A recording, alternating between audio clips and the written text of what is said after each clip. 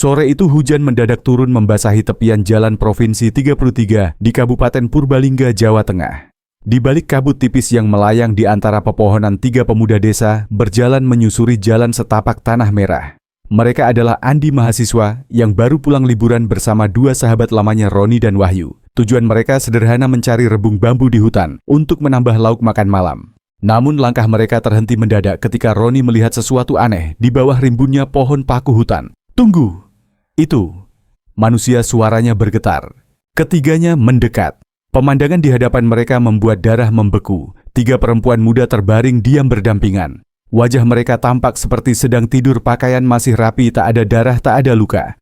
Tetapi kulit mereka dingin dan pucat. Lumpur menempel di sepatu kets putih yang mereka kenakan, namun tubuh sama sekali tidak menunjukkan tanda-tanda perlawanan.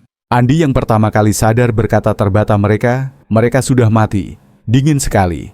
Tanpa berpikir panjang, ketiganya melempar karung rebung dan lari terbirit-birit keluar dari hutan menuju desa. Sekitar 1 jam kemudian, aparat Polsek Karangjambu dan anggota Polres Purbalingga tiba di lokasi. Garis polisi dipasang, tenda lipat didirikan untuk melindungi lokasi dari hujan. Beberapa penyidik sibuk memotret dan menandai posisi ketiga jenazah. Namun suasana di TKP terasa aneh, terlalu hening untuk sebuah dugaan kasus pembunuhan. Pemeriksaan awal oleh dokter forensik setempat, Dr. Satrio, menemukan fakta mengejutkan. Ketiga korban adalah perempuan berusia sekitar 17-22 tahun, berkulit putih, tubuh ramping, mengenakan pakaian kasual seperti hendak jalan-jalan akhir pekan. Tidak ada bekas luka, tidak ada patah tulang, dan kematian diperkirakan terjadi kurang dari 6 jam sebelumnya. Semua tanda mengarah pada henti jantung mendadak tanpa sebab jelas. Petugas segera memeriksa kamera pengawas di sekitar jalan menuju hutan dari siang hingga sore. Tim lain menyisir desa-desa sekitar untuk mencari laporan orang hilang. Namun, hingga pukul 18.10, hasilnya nihil. Tidak ada keluarga yang merasa kehilangan, tidak ada yang mengenali mereka. Kabar penemuan ini cepat menyebar di media sosial. Beberapa foto yang diambil warga sebelum ponselnya diminta aparat menunjukkan 3 tubuh terbaring di bawah hujan dikelilingi polisi dan warga yang berdiri jauh. Cahaya senter berkilau di antara tetesan hujan. Warga mulai berspekulasi, ada yang menduga keracunan massal, ada yang menebak ritual mistis, namun semua hanyalah dugaan. Malam itu tim forensik dari RS Bayangkara Semarang tiba dengan peralatan lengkap. Mereka mengambil sampel tanah, serangga, helai rambut, dan potongan kain di sekitar lokasi. Perwira penyidik senior Kompol Budi Santosa yang berpengalaman dalam banyak kasus besar mengamati TKP dengan tatapan tajam, lalu berkata lirih, "Tidak ada tanda perlawanan. Artinya mereka tidak sempat melawan, tapi itu bukan berarti mereka rela mati." Ketiga jenazah dibawa ke ruang forensik RS Bayangkara untuk autopsi darurat. Saat pakaian dibuka, terlihat tanah kering dan pasir di punggung serta kaki korban, seolah tubuh mereka diletakkan di tanah setelah meninggal. Meski demikian, tidak ada tanda trauma internal. Semua mengarah pada kematian yang misterius. Sementara itu, foto wajah korban dipindai sidik jarinya dan dikirim ke basis data kependudukan nasional. Sketsa wajah juga dikirim ke seluruh polsek di Jawa Tengah dan provinsi sekitar. Esok pagi, Polda Jawa Tengah membentuk tim khusus dengan sandi kasus 3 mayat tanpa identitas. Siang harinya, sebuah petunjuk muncul dari seorang warga desa Karanganyar bernama Pak Suyono, pemilik warung kelontong di tepi jalan. Ia mengaku melihat 3 perempuan muda sekitar pukul 13 bir sehari sebelumnya berjalan melewati warung sambil bercanda. Salah satunya membawa kamera DSLR besar, rambut dicat merah kecoklatan. Mereka masuk ke hutan lewat jalan setapak kecil. Tim penyidik segera mendatangi warung itu. Kamera CCTV sederhana di depan warung memang merekam 3 perempuan yang sesuai ciri korban. Salah satu memegang kamera hitam, yang lain membawa tas kain putih sambil melihat ponsel seolah mencari arah. Meski wajah kurang jelas, pakaian dan rambut sama persis dengan korban. Kompol Budi mengangguk mantap saat melihat rekaman itu. Kalau ini titik terakhir mereka terlihat hidup, berarti kita berhadapan dengan kasus pembunuhan yang direncanakan. Ada seseorang yang tahu mereka akan masuk hutan. Sore itu tim penyidik kembali memasuki hutan Karangjambu, kali ini membawa anjing pelacak, alat pendeteksi logam, dan perlengkapan pencarian khusus. Hujan semalam membuat tanah becek menyulitkan langkah, tetapi mereka yakin masih ada petunjuk yang tertinggal. Sekitar 80 meter ke arah barat dari lokasi penemuan mayat, anjing pelacak menggonggong keras. Di tanah basah terlihat bekas roda sepeda motor yang dalam disertai jejak kaki manusia mengarah ke jalan setapak. Jejak ban itu jelas milik motor jenis Matic, berpola ban lebar dan jarak pijakan menunjukkan motor membawa beban berat. Namun motor itu sendiri tidak ditemukan. Petugas melanjutkan penyisiran. Di bawah tumpukan daun kering, seorang anggota tim menemukan benda kecil berwarna hitam terbalut lumpur, sebuah kartu memori SD 64 GB tanpa pelindung plastik, seperti tercabut paksa dari kamera. Kompol Budi memungutnya dengan pinset, matanya berbinar. Kalau masih bisa dibaca, kita mungkin tahu apa yang mereka lihat sebelum mati. Sore itu juga tim laboratorium digital berhasil memulihkan sebagian data dari kartu memori. Ada 48 foto, sebagian besar pemandangan hutan bunga liar, dan swafoto 3 korban. Namun foto terakhir nomor 49 diambil pukul 15.47, sekitar 1 jam sebelum mereka diperkirakan meninggal, membuat semua orang terdiam. Foto itu memperlihatkan ketiga korban tersenyum ke kamera. Namun di latar belakang samar di balik bayangan pohon besar, berdiri seorang pria tak dikenal. Ia mengenakan jaket hitam dan topi baseball, wajah tertutup bayangan tubuh tinggi besar, dan di tangannya seperti menggenggam sesuatu. Kompol Budi segera memerintahkan pembesaran gambar dan mengirim ke tim identifikasi wajah. Sementara itu, pemeriksaan sidik jari korban akhirnya memberi hasil. Salah satunya cocok dengan data KTP, atas nama Ayu Maharani, lahir 2002, asal Surabaya, tinggal sementara di Kota Semarang. Kontak darurat dalam data kependudukan adalah ibunya yang kini bekerja di Hong Kong. Fakta ini menambah kerumitan. Seorang mahasiswi perantau ditemukan mati di hutan Purbalingga bersama 2 perempuan lain yang belum teridentifikasi. Tim dari Polrestabes Semarang dikirim memeriksa kos tempat Ayu tinggal. Kamar kosnya rapi, masih ada alat make up, tiket bioskop minggu lalu, dan struk belanja pakaian. CCTV kos menunjukkan Ayu meninggalkan tempat pada pagi sebelum kematian bersama 2 perempuan lain, masing-masing membawa ransel kecil berpakaian santai. Sebelum berangkat, Ayu sempat menitipkan kucingnya ke tetangga kos dan berkata, "Besok sore aku balik." Kembali di Purbalingga, petunjuk tambahan datang dari sopir truk bernama Sugeng. Ia mengaku melihat 3 perempuan dan seorang pria dengan ciri mirip di foto latar belakang berdiri di tepi jalan hutan sekitar pukul 14.30. Mereka berada di dekat sepeda motor Matic merah hitam. Pria itu tidak tersenyum, hanya berdiri menyamping seperti mengawasi. Sugeng mengira mereka rombongan teman sehingga tidak curiga, dan saat ia kembali ke truk, mereka sudah tidak ada. Dugaan mulai menguat, 3 korban masuk hutan bersama seorang pria asing. Kamera lalu lintas di Jalan Raya Bobotsari menguatkan kecurigaan ini. Rekaman pukul 13.12 menunjukkan 2 sepeda motor masuk ke jalan tanah menuju hutan, 1 motor Matic merah hitam dengan 3 perempuan, 1 motor bebek dikendarai pria berpakaian hitam dan topi. Meski plat nomor buram, postur dan pakaian sesuai dengan deskripsi saksi. Penyidik menelusuri rekaman mundur. Sebuah SPBU di Kecamatan Bukateja merekam motor bebek yang dikendarai pria itu sekitar pukul 12.50. Saat membayar, dompetnya terbuka dan terlihat selembar KTP jatuh tertangkap kamera beberapa detik. Hasil pembesaran dan peningkatan citra mengungkap nama Heri Saputra, lahir 1988, asal Wonogiri, pernah dipenjara kasus narkoba dan penipuan. Riwayat Heri membuat tim tertegun. 2 bulan lalu ia sempat diperiksa polisi karena diduga membujuk perempuan muda ikut wisata alam lintas provinsi lalu hilang kontak. Ia tak memiliki alamat tetap, bekerja serabutan sebagai montir keliling, sering pindah-pindah daerah.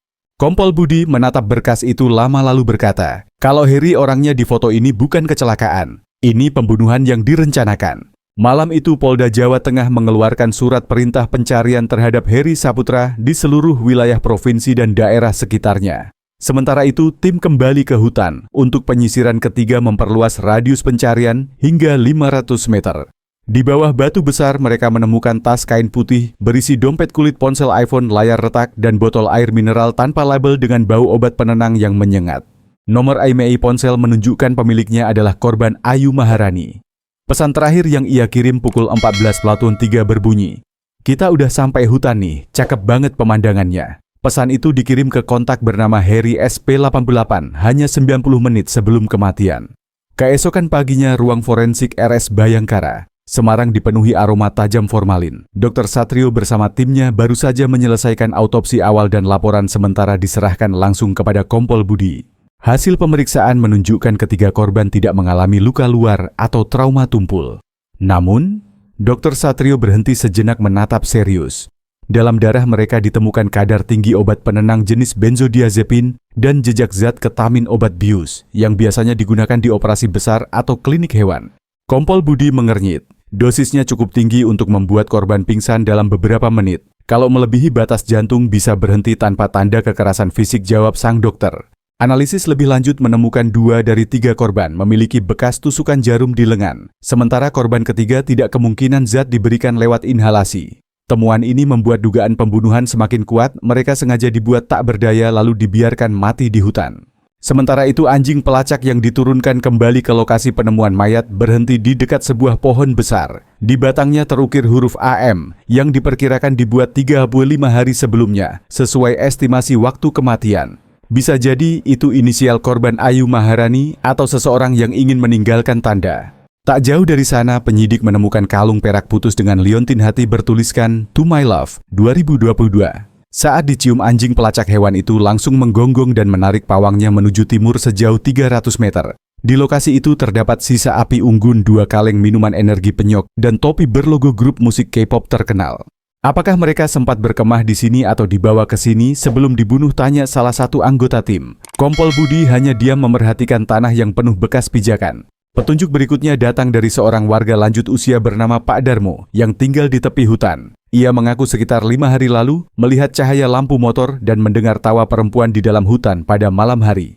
Ada 3 perempuan muda rambut panjang rok pendek masuk bareng seorang laki-laki tinggi pakai helm tertutup. Motor yang dipakai itu mirip Yamaha Aerox merah, tapi plat nomornya aneh, cuma angka nggak ada huruf jelasnya. Kesaksian ini memperkuat dugaan bahwa kendaraan pelaku memakai plat palsu untuk menghindari identifikasi. Di laboratorium hasil uji toksikologi keluar, selain obat penenang dan ketamin, darah korban juga mengandung campuran alkohol kadar rendah. Kombinasi ini bisa membuat korban benar-benar kehilangan kesadaran dalam waktu singkat. Kepala tim forensik menegaskan, tidak ada keraguan mereka mati akibat overdosis zat yang sengaja diberikan. Tim kemudian bergerak memeriksa seluruh apotek di Purbalingga dan wilayah sekitar. Seorang pemilik apotek di Kecamatan Rembang mengaku seminggu lalu seorang pria berusia sekitar 30-an datang menanyakan obat bius untuk menidurkan anjing di peternakan. Pemilik menolak menjual karena tidak punya resep dokter. Ciri fisik pria itu cocok dengan Heri Saputra, meski pemilik tidak bisa memastikan 100%. Pencarian Heri pun diperluas. Polisi mendatangi semua kos-kosan, rumah kontrakan, bengkel, hingga warung yang biasa jadi tempat mangkalnya. Namun jejaknya seakan menghilang. Kompol Budi memerintahkan tim cyber untuk memantau akun media sosial yang pernah terhubung dengan korban. Dari ponsel Ayu yang telah dipulihkan datanya, ditemukan percakapan grup WhatsApp antara Ayu, seorang bernama Nadia, dan Ririn yang diduga 2 korban lainnya. Dalam percakapan itu 3 hari sebelum kejadian, Ayu menulis, "Besok kita jadi hunting foto di hutan kan? Heri udah janji anterin." Informasi ini memastikan bahwa korban memang mengenal Heri sebelumnya, setidaknya lewat perantara. Malam itu rapat tim khusus digelar. Semua bukti foto terakhir di kamera botol air, berbau obat, kalung putus, dan percakapan ponsel ditata di meja. Kompol Budi menunjuk peta besar hutan Karangjambu. Dia membawa mereka masuk lewat jalur timur titik ini. Ada bekas roda motor dan pijakan menuju lokasi api unggun. Kemungkinan besar disitulah mereka dibuat tak berdaya sebelum dibawa 80 meter ke barat untuk dibiarkan mati. Seseorang dari tim Intel melaporkan informasi baru. Heri diduga bersembunyi di sebuah bengkel motor tua di perbatasan Banjarnegara. Lokasi itu milik seorang kerabatnya yang juga pernah terjerat kasus penipuan. Tanpa menunggu pagi, tim gabungan bergerak. Malam itu hujan tipis membasahi jalan perbatasan Purbalingga Banjarnegara. Lampu-lampu rumah jarang terlihat dan di tengah gelap tim gabungan Resmob Polda Jawa Tengah bergerak menuju bengkel motor tua di Desa Purwonegoro.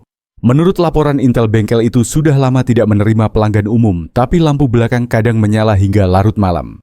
Kompol Budi memimpin operasi. Kita masuk pelan-pelan. Prioritas tangkap hidup-hidup, perintahnya lewat radio. 3 mobil taktis diparkir 200 meter dari lokasi, sisanya mendekat lewat gang sempit. Di kejauhan suara mesin genset samar-samar terdengar dari dalam bengkel. Pukul 23.48 tim mulai mengepung. 2 anggota mendekati pintu depan, sementara unit lain mengitari pintu belakang yang terbuat dari seng berkarat. Begitu posisi aman, Kompol Budi memberi isyarat. Serbu, teriaknya. Pintu didobrak. Bau oli dan asap rokok menyengat. Di dalam seorang pria tinggi berjaket hitam kaget setengah mati mencoba meraih sesuatu di bawah meja.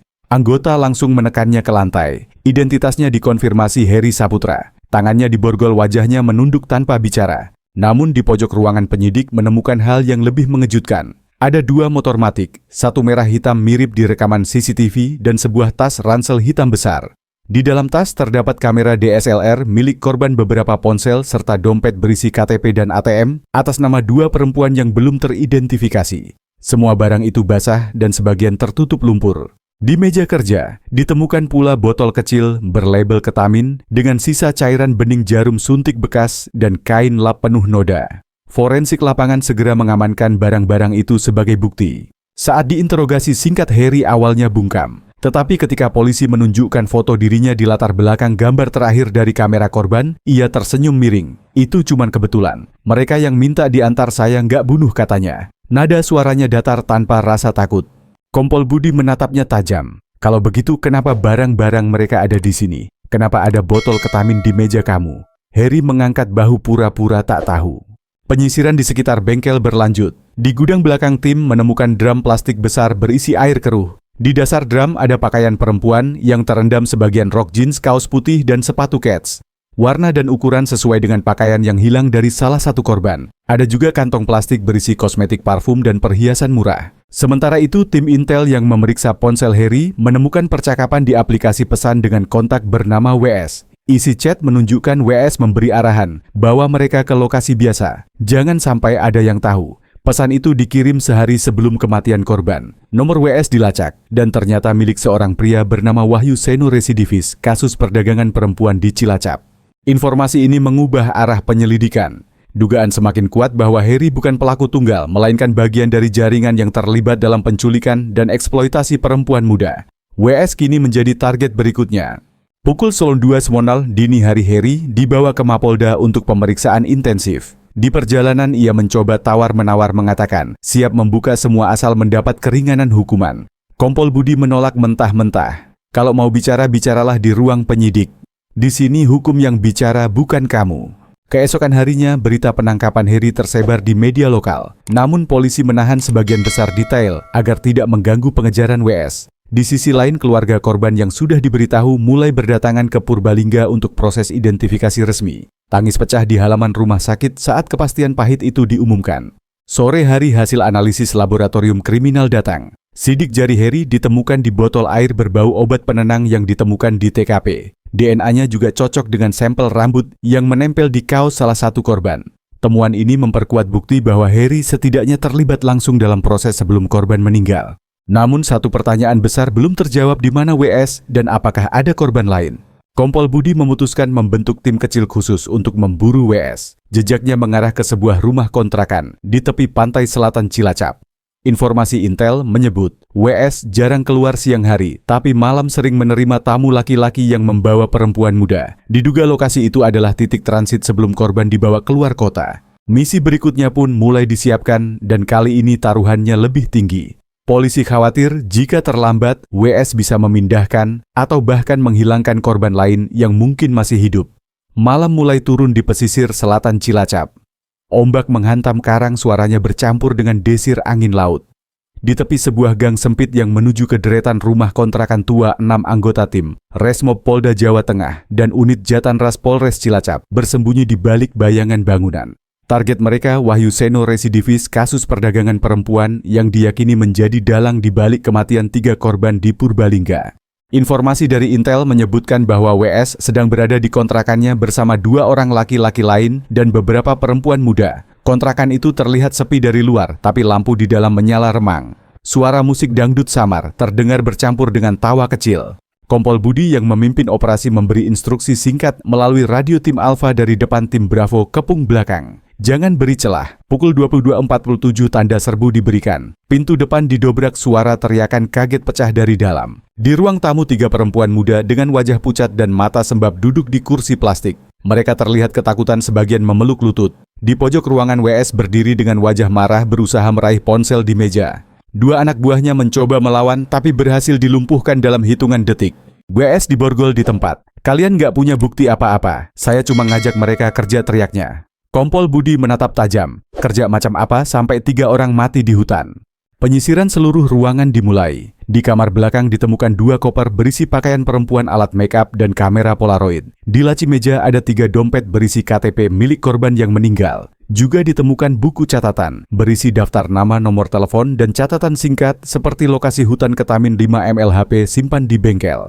Catatan ini menjadi bukti keterkaitan langsung WS dengan Heri Saputra. Selain itu, di dapur ditemukan 2 botol besar cairan bening tanpa label bau kimia menyengat menusuk hidung. Tim forensik lapangan mencatat bahwa baunya mirip dengan ketamin yang ditemukan di bengkel Heri. 3 perempuan yang ditemukan di rumah itu segera diamankan.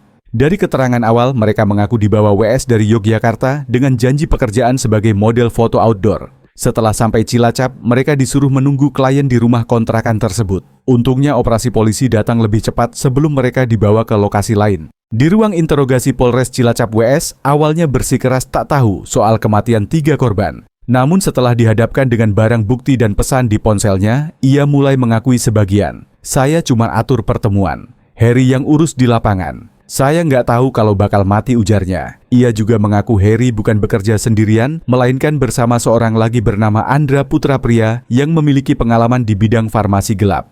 Pengakuan ini membuat suasana ruang penyidik menegang. Jika benar ada pihak yang menguasai distribusi obat bius kuat, seperti ketamin, berarti jaringan ini jauh lebih luas dari dugaan awal.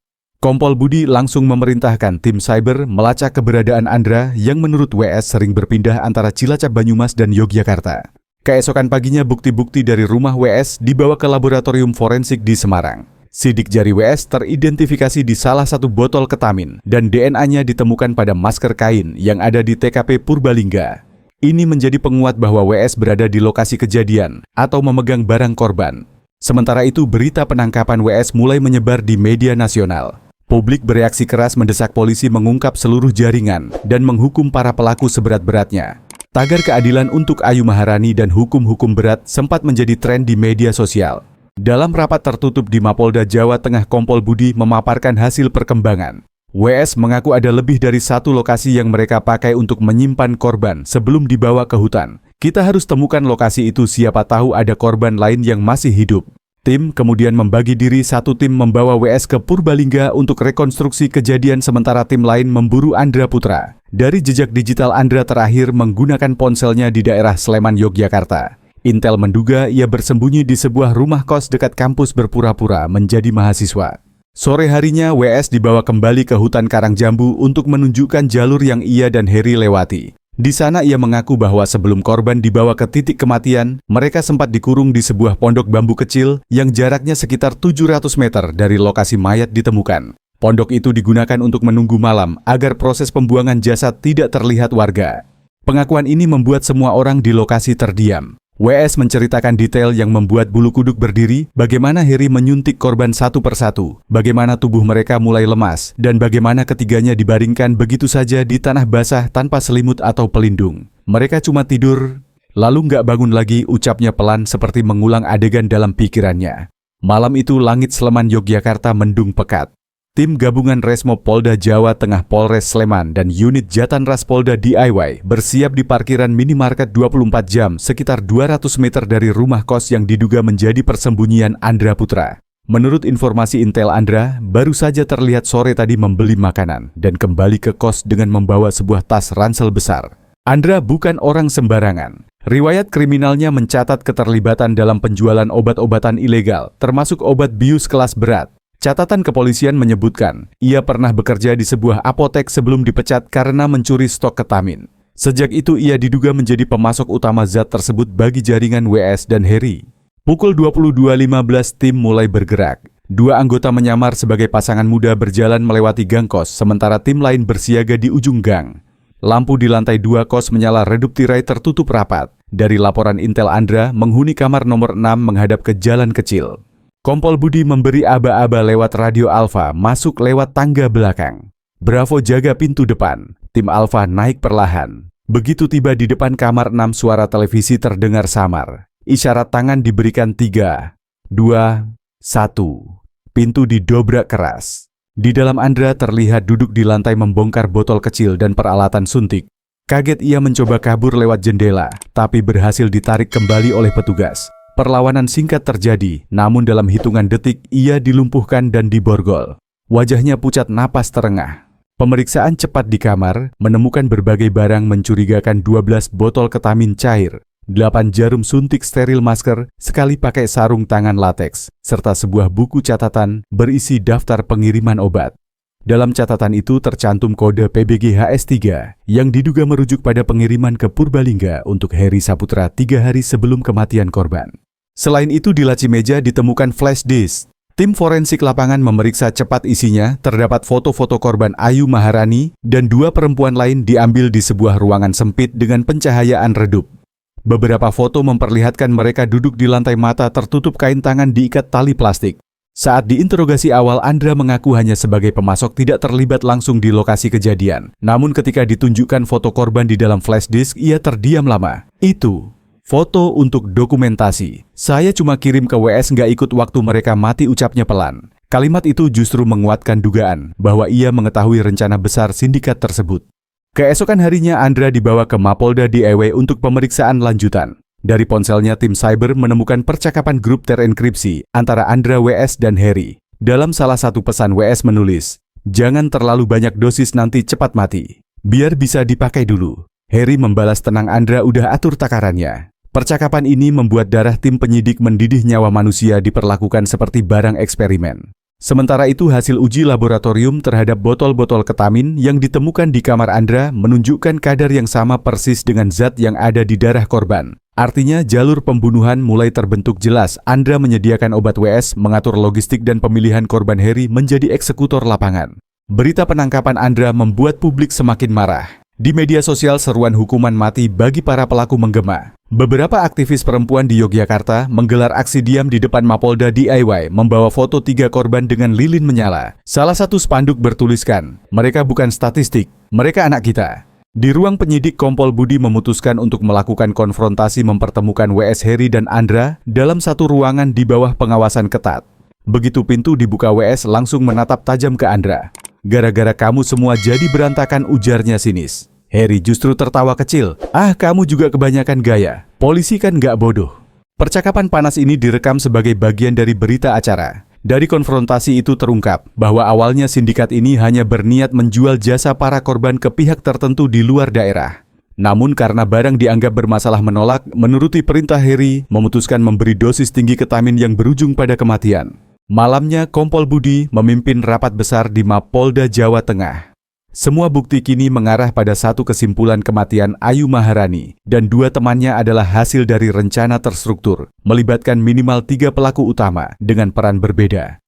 Masih ada kemungkinan pelaku lain di luar WS, Heri, dan Andra, tapi fokus saat ini adalah memastikan ketiganya mendapat hukuman setimpal. Rencana tahap berikutnya adalah rekonstruksi penuh di lokasi kejadian melibatkan seluruh tersangka. Rekonstruksi ini diharapkan memberi gambaran utuh tentang urutan peristiwa, sekaligus memperkuat dakwaan pembunuhan berencana, penculikan, dan perdagangan orang. Pagi itu udara Purbalingga terasa berat. Di tepi hutan Karangjambu garis polisi kembali terpasang. Puluhan anggota kepolisian berjaga, sementara warga hanya bisa melihat dari jarak jauh. Hari ini rekonstruksi kasus kematian Ayu Maharani, Nadia Prameswari, dan Ririn Oktaviani akan dilakukan. Ketiga tersangka utama, Heri Saputra, Wahyu Seno, dan Andra Putra, dihadapkan langsung di lokasi kejadian di bawah pengawasan ketat. Pukul 9.15 rombongan tiba dengan pengawalan kendaraan taktis. Ketiga tersangka mengenakan rompi tahanan oranye tangan diborgol dan dijaga anggota bersenjata. Wajah mereka datar seolah tak peduli tatapan kebencian dari warga yang menunggu di luar garis pembatas. Rekonstruksi dimulai dari titik pertemuan awal di Cilacap sesuai keterangan WS. Polisi menggunakan pemeran pengganti untuk mewakili korban. Adegan pertama menunjukkan WS memperkenalkan korban kepada Heri yang lalu menawarkan hunting foto di hutan sebagai alasan perjalanan. Adegan berikutnya mereka berangkat menggunakan 2 motor, satu dikendarai Heri membawa 2 korban, satu lagi dikendarai WS bersama korban ketiga. Adegan berpindah ke SPBU Bukateja, tempat Heri terekam CCTV. Polisi menandai momen ini sebagai bukti perjalanan mereka sesuai jejak digital. Dari sini rombongan menuju jalur setapak hutan. Di titik ini Andra berperan menyerahkan botol ketamin dan jarum suntik kepada Heri. Adegan paling menggetarkan terjadi di lokasi api unggun yang ditemukan saat penyelidikan. Di sini sesuai peragaan Heri dan WS menyuntikkan zat bius ke 2 korban, sementara korban ketiga dipaksa menghirup cairan yang dituangkan ke minuman. Beberapa menit kemudian korban terlihat lemas dan tak mampu berdiri. Heri mengarahkan pemeran korban untuk berbaring di tanah. Waktu itu hujan gerimis. Mereka diam saja, mata setengah tertutup, kata Heri datar tanpa rasa penyesalan. WS berdiri di belakang mengawasi, sedangkan Andra menyiapkan botol dan jarum sisa untuk dibawa pergi. Adegan terakhir menunjukkan Heri dan WS menyeret korban yang sudah tak sadarkan diri sejauh plus 80 meter ke titik di bawah pohon paku hutan lokasi asli penemuan mayat. Mereka membaringkan tubuh korban berdampingan menutup sebagian dengan daun dan ranting, lalu meninggalkan lokasi menuju arah timur. Waktu diperkirakan antara pukul 15.50 hingga 16.30 sesuai metadata foto terakhir di kamera korban. Rekonstruksi selesai pukul 13.20. Semua detail direkam dalam video dan foto sebagai alat bukti di pengadilan. Kompol Budi menegaskan kepada media rekonstruksi ini membuktikan adanya perencanaan pembagian tugas dan penggunaan zat berbahaya yang disengaja. Tidak ada keraguan ini pembunuhan berencana dan perdagangan orang. Sebulan kemudian sidang perdana digelar di Pengadilan Negeri Purbalingga. Ruang sidang penuh sesak keluarga korban duduk di barisan depan dengan wajah tegar namun mata sembab. Jaksa penuntut umum membacakan dakwaan pasal 340 KUHP pembunuhan berencana, pasal 80 UU Perlindungan Anak, dan pasal 2 UU Tindak Pidana Perdagangan Orang dengan ancaman maksimal hukuman mati. Jaksa memaparkan bukti rekaman CCTV, hasil uji forensik zat ketamin DNA para pelaku di barang korban percakapan ponsel yang menunjukkan koordinasi serta foto korban dalam keadaan tak berdaya. Perbuatan para terdakwa bukan hanya menghilangkan nyawa, tetapi juga merampas martabat korban dengan memperlakukan mereka sebagai komoditas, tegas jaksa. Kesaksian keluarga korban membuat ruang sidang hening. Ibu Ayu yang datang dari Surabaya berkata, dengan suara bergetar, anak saya punya mimpi jadi fotografer. Dia cuma mau liburan, tapi pulang tinggal nama. Kami minta keadilan seadil-adilnya. Persidangan berlangsung selama 5 minggu. Tim pembela mencoba meringankan hukuman Andra dengan alasan hanya pemasok dan tidak berada di TKP saat korban meninggal. Namun jaksa menegaskan tanpa suplai obat dari Andra, kematian korban tidak akan terjadi. WS dan Heri meski saling menyalahkan tidak bisa mengelak dari bukti forensik dan kesaksian. Akhirnya pada tanggal 18 Oktober, majelis hakim membacakan putusan. Suasana ruang sidang tegang. Hakim ketua menyatakan, menimbang fakta persidangan, alat bukti dan dampak perbuatan terdakwa terhadap korban dan keluarga, pengadilan menjatuhkan terdakwa Heri Saputra dihukum mati terdakwa, Wahyu Seno dihukum mati terdakwa, Andra Putra dijatuhi hukuman penjara seumur hidup. Tangis keluarga korban pecah, beberapa memeluk foto almarhumah. Di sisi lain, wajah para terdakwa tetap datar. Heri bahkan sempat tersenyum tipis sebelum digiring keluar ruang sidang. Meski putusan telah dijatuhkan, luka di hati keluarga korban takkan sembuh cepat. Di Purbalingga, di tepi hutan karang jambu, warga memasang 3 papan kayu sederhana bertuliskan nama korban dan tanggal kematian. Setiap tanggal itu tiba beberapa orang meletakkan bunga dan menyalakan lilin. Bagi Kompol Budi dan timnya, kasus ini menjadi pengingat bahwa di balik wajah tenang desa bisa tersembunyi jaringan kriminal kejam yang tak segan merenggut nyawa. Keadilan memang sudah diberikan oleh pengadilan, ujar Budi, tapi yang lebih penting adalah memastikan tidak ada lagi korban berikutnya. Hutan karang jambu kini sepi. Jalan setapak menuju titik kematian telah ditutup, hanya petugas kehutanan yang boleh masuk. Namun bagi mereka yang pernah melihat foto terakhir Ayu, Nadia dan Ririn tersenyum, tanpa tahu maut sudah mengintai, bayangan tragedi itu akan terus hidup menjadi peringatan pahit akan kerapuhan hidup di hadapan keserakahan manusia.